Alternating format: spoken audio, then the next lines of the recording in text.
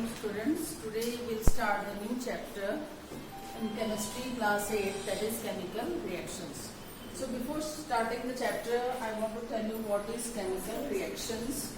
So chemical reactions are those reactions or the change that takes place when elements or compounds react with each other under different conditions. So whenever any reactants, when they combine together to form the product, that reaction is called chemical reaction, and there is a change in the either in the composition of the reactants. When they combine together, then they form a new product. So there is a change in that, and that change is called the chemical reaction. And this chemical reaction is represented in terms of the chemical equation. So here what is the question arise, that what is chemical equation? So chemical equation is the representation of a chemical reaction using symbols or chemical formulae. So whenever any elements or compounds, they are represented by symbols or any chemical formulae, and when they are represented in short form, we can say in the form of symbols and chemical formulae, then that is called chemical equation. And in the chemical equation also we see the reactant as well as the product. Reactants are always written on the left hand side, and product is always written in the right hand side. Now reactant can be either an element also, it can be a compound also. And so this reactant, like example I am giving you, 2Ca plus O2. 2Ca means calcium combines with oxygen molecule to form 2CaO. 2CaO means calcium oxide. So here the calcium is the element and oxygen is another element. When they combine together, they form calcium oxide, which is a product. So here the calcium oxide is, calcium as well as oxygen is written in the left hand side, so it is the reactant, and the product is calcium oxide, which is written on the right hand side. And in between both the reactant and the product, an arrow sign is indicated. So this is, in this way the chemical equation is represented. And in chemical equation, whenever we write any chemical equation, it should follow the law of conservation of mass. And what does law of conservation of mass state? That mass of the reactant should be equal to the mass of the product, or we can say that the mass of any element in the matter, they can neither be created nor can be destroyed. That is called law of conservation of mass. And any chemical equation, should follow the law of conservation of mass only, then only we can say this equation is balanced. And if it is not balanced, means it is not following the law of conservation of mass. And law of conservation of mass, it is not following, means the number of atoms in the element in the reactant side is not equal to number of atoms which are present in the product side. And there are some characteristics of chemical reactions we have to see today. What are the different characteristics of chemical reaction? So the first characteristics is the evolution of gas. In any chemical reaction, not all, but in some chemical reaction we see the evolution of gas. So whenever the gas is evolved during the chemical reaction, it is called effervescence. Like here I have written the equation 2Na plus 2HCl. 2Na means it is sodium, and 2HCl means it is hydrochloric acid. So these are the reactants, sodium and hydrochloric acid, and both combine to form sodium chloride and hydrogen. Hydrogen here, sodium chloride is a compound, but hydrogen is a gas. So here we can see the evolution of gas, and this is only called effervescence. And in the second equation we write Mg plus H2SO4. Mg means magnesium, and H2SO4 means sulfuric acid. So when magnesium combines with sulfuric acid, it forms magnesium sulfate. So this magnesium sulfate is a compound, and here the gas which is evolved is hydrogen gas. And always you remember that whatever the gas which is evolved in the chemical equation or the chemical reaction, it should be represented by upward arrow. Upward arrow means, because we all know that gas is very lighter and they always go on upward side, that's why it is represented by the upward arrow. Another equation is Zn plus HCl. Zn means zinc and HCl means hydrochloric acid. So when zinc combined with hydrochloric acid, it forms zinc chloride plus hydrogen. Here also the same thing. hydrogen gas is evolved. So these are the hydrogen gas in all the three equation. It is the effervescence, or the, we can say that the evolution of gas is taking place. So this is the first characteristics of the chemical reaction. Second is the formation, change in the color.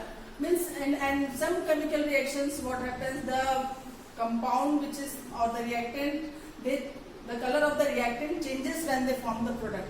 Like here we take the example of copper carbonate, CuCO3. Copper carbonate, when it is heated, copper carbonate is actually green in color, and when it is heated it forms copper oxide plus carbon dioxide. So the copper oxide which is formed is brown in color. So here when the reactant, that is the compound copper carbonate, when it is heated, it changes its color from green to copper oxide, which forms a brown color. Means here it changes from green to brown, and as well as the CO2, that is the carbon dioxide gas, is evolved. So here we can see the change in the color of the product. Now third is the formation of precipitate. What is actually the precipitate? Precipitate is the insoluble solid which is formed during a chemical reaction, and due to its heavy nature it always settles at the bottom. So what happens here, the formation of precipitate takes place like ferric chloride FeCl3 combined with the sodium oxide to form FeOH3 plus 3NaCl. So here FeOH3 is the precipitate, that is the red brown precipitate, and always the precipitate is indicated by downward arrow. You should remember, like gas is represented by upward arrow, here precipitate is always represented by downward arrow. So here what is the precipitate form? Fe, that is the ferric hydroxide. Ferric hydroxide is the precipitate, and it is the red brown precipitate which is formed. So here we can see in the chemical reaction the precipitate is formed. Now another characteristics is the change in the state. State means you all know the matter is always exists in three states: solid, liquid and gas. But sometimes what happens, the reactants may be solid or liquid or gas also it may be. Like here hydrogen combines with oxygen. Here hydrogen is a gas as well as oxygen is a gas. So when they combine together it forms water, that is 2H2O, and water is a liquid. And so here what we see, that the state has changed. State has changed means that hydrogen and oxygen, both which are gas in the reactant side, when they combine together they form the water which is a liquid. So here the gas changes into liquid now when it forms water. So here the change of state takes place. In the same way, ammonia NH3 is a gas, and HCl, hydrochloric acid, is also in the form of gas. When they combine together it forms ammonium chloride, that is NH4Cl, and NH4Cl is a solid.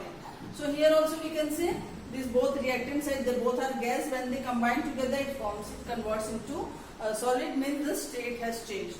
And the third equation is magnesium combined with hydrochloric acid to form magnesium chloride MgCl2 plus hydrogen.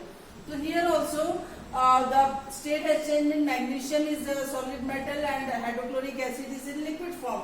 So when they combine together it forms magnesium chloride plus hydrogen gas. So here the formation of gas is taking place.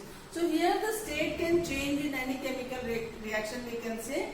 Either the gas can convert into solid or solid can convert into liquid, like this. So whenever they form a compound, so they react together and the state can change from the reactant to product.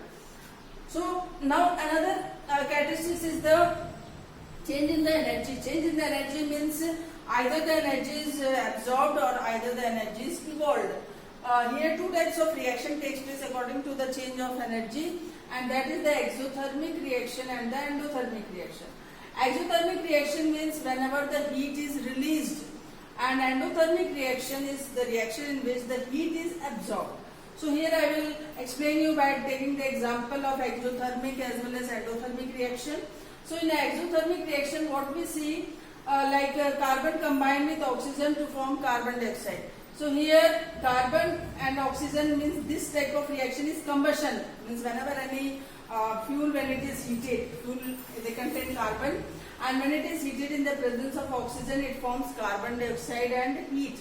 So here the heat is evolved means it is the exothermic reaction, and this reaction is also called, we can say, combustion reaction, because here the anything is burning in the presence of oxygen. Another type of exothermic reaction is like 2 Mg plus O2. Magnesium, when it is heated in the presence of oxygen, it forms magnesium oxide, that is MgO. So and what is released here? Here also the heat is released. So this both the equation that is which I have explained just now, both are exothermic reaction. And now second one is the endothermic reaction. Endothermic reaction means those reactions in which the heat is absorbed. Heat is absorbed means like we can take the example of ammonium chloride, NH4Cl, when it combines with water, H2O, and whenever heat is absorbed in both the reactants, then what happens? What product it form? It form NH4OH, that is ammonium hydroxide plus hydrochloric acid. So here the heat is absorbed, so that's why this type of reaction is called endothermic reaction.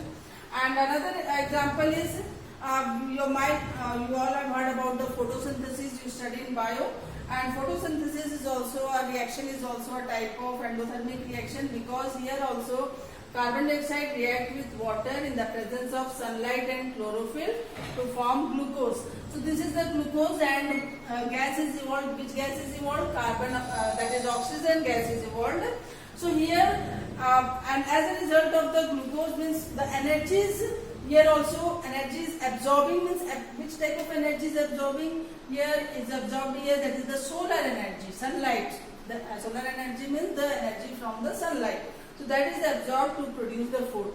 So whenever plants, green plants, they combine, they take carbon dioxide and water in the presence of sunlight and chlorophyll. So here the solar energy is absorbed, and in this carbon dioxide and water they combine together in the presence of solar energy to form glucose. So this type of reaction, here also the heat in the form of solar energy is evolved. That's why it is called endothermic reaction. So both the endo and exothermic reaction, what does it show? That either the energy is released or either the energy is absorbed. So here we can see there is an energy change.